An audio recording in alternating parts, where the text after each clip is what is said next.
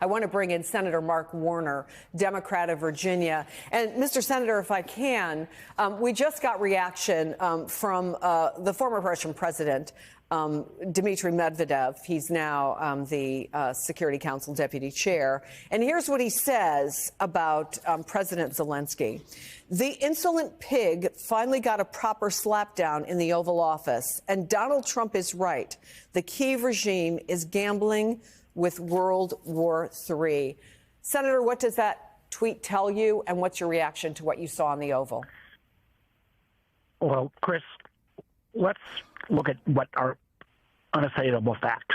3 years ago, Russia brutally invaded Ukraine. Matter of fact, our intelligence service predicted it, and our European friends, frankly, didn't think he was going to be this brutal. 3 years later, 400,000 Ukrainians have died, 700,000 Russians plus have died. For 70 years, America built allies against Russia. In many ways, Ukrainians are doing, without the loss of a single American soldier, what we had geopolitically thought about, prepared for 70 years. Earlier this week, in one of the most bizarre moments, the United States of America voted with Russia, North Korea, Iran, Nicaragua, denying the fact that Russia invaded Ukraine. This is beyond bizarre, and I just saw the clips. I don't know what was pre-planned or not planned. I do know this: that this last day of February is a great victory for authoritarians. It is a great victory for Russian interests. It further undermines any sense of alliance. And what I worry about is how many more of these incidents before alliances that have been built up over 70 years, people just say, we can't trust the Americans at all. And once that genie comes out of the bottle, you can't put it back in just with the reversal of saying, oops, we made a mistake.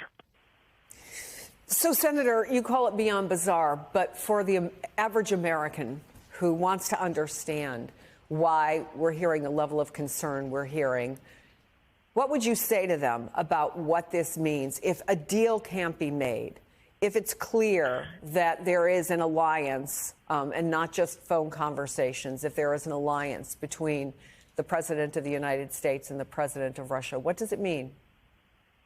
Well, if that is the case, and we don't have evidence yet, but we've got this, again, I particularly think the stunning nature of the UN vote earlier in the week. The UN's not always that significant, but to see the axis of evil that we voted with, not my words, others. And if Ukraine is fundamentally undermined and forced into a losing ceasefire, and we need we need a negotiation. That is true. But the notion ought to be how we can enhance Ukraine to have the best position possible. But if we give in and Putin ends up with what is viewed globally as a complete surrender and a victory for Putin, regardless of where you draw the lines, anyone who thinks that Vladimir Putin, in his waning years, who wants to reconstitute the Soviet Union, is not going to then go after the Baltic nations or go after Poland, doesn't know their history, and doesn't appreciate what really will be at stake, which will be, are we next going to completely walk away from the NATO alliance and allow the Balts and Poland and other nations that formerly were part of the Iron Curtain alliance for that to be reconstituted? If that is allowed under this president's administration, there will be no doubt that history will judge a time of when America was dramatically weakened for decades to come. So what happens now? How do you see this moving forward in a way that was suggested just at the beginning of the day, Senator, that this should be, which is that they find a path to peace in Ukraine? Listen, if there was an ability to have this relationship on the mineral deal, and it's amazing, and I think it shows how flexible Ukraine is, frankly, that this seemed to be kind of pop up 2 weeks ago, and the fact that the Ukrainians were prepared to make some level of deal today. And I have no idea. Normally, a president would consult with Congress on something of this matter. We are not There's no formal consult, and I say that as the former chairman and now vice chairman of the Intelligence Committee.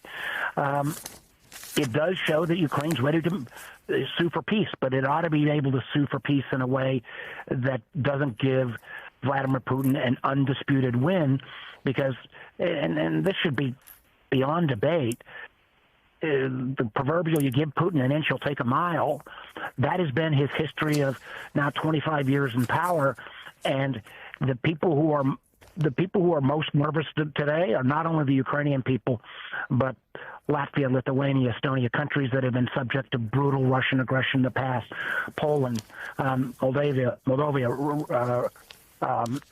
Romania, other adjacent nation states. If they feel like there will be no value in NATO and you enhance Russia's power and prestige in that region, and 30 years of movement towards democracy post the fall of the Iron Curtain, if that is all kind of given up for a short-term real estate type transaction, then I just hope Americans, those of us that are old enough to remember the Cold War, those of us who are old enough to remember the fact that we were trying to fight against Russian and their allies' aggression for literally decades. Those of us who remember East Germans going over the Berlin Wall and putting their life at risk, or Hungarians trying to escape from Soviet brutality. If that kind of alliance is recreated because America walks away from our commitments, I don't know how anyone wouldn't say that doesn't put us in a weaker position. And frankly, for future generations of young men and women who will have to protect our nation, put them in greater harm's way. So do you believe, Senator, it's possible that emotions got the better of these two men, or three, or however many you want to count in this? It certainly is unusual for the leader of an allied country to be kicked out of the White House. But is it possible, do you think, that this could come back tomorrow, that cooler heads could prevail, that negotiations could continue? Or do you think this is a serious enough situation where you will have conversations with other members of the Intelligence Committee, understanding that the Democrats are not in charge, people who are in charge of the relevant committees? Is it a time when the folks who are very experienced in foreign policy are going to be talking, are going to be making decisions, or at least coming to some kind of consensus about what the next step might be in terms of congressional role? Where do you see this going in the next 24, 48 hours? Yeah.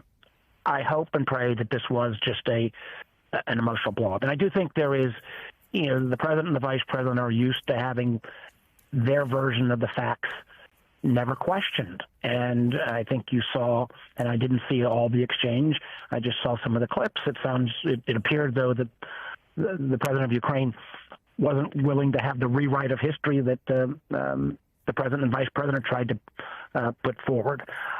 Where we go from here, I don't know.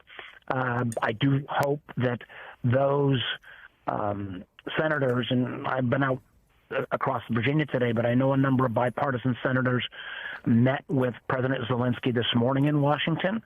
I would be anxious to hear what my Republican senators who were at that meeting thought of that exchange, because we've met with Macron this week. I know others met with Zelensky. What is in those closed door rooms is a great deal of support for Ukraine, and recognizing that Putin can't come out of this successful because he will never be satisfied until he completely reconstitute the old Soviet Union. That was unanimously bipartisan in the earlier meetings. What my Republican friends will say after this, that's what I'm going to try to find out as I talk to my friends. But I also think what they say in their public statements will be really critical over the next 24 to 48 hours.